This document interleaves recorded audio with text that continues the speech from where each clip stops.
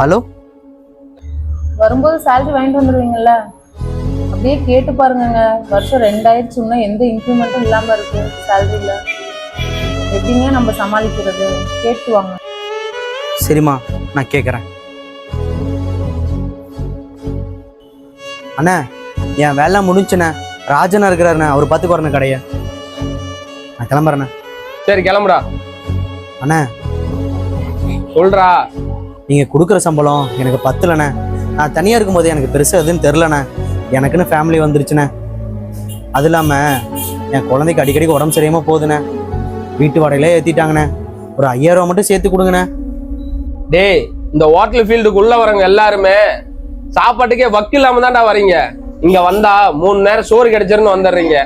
கொஞ்சம் வேலையை கத்துக்கிட்ட உடனே சம்பளம் சேர்த்து கேட்கறீங்க. உனக்கு 5000 ரூபாய் தேவைன்னா எனக்கு 50000 ரூபாய் தேவைடா. ஒழுங்கா வேலையில இருந்தா இரு, இல்லைன்னா கிளம்பு.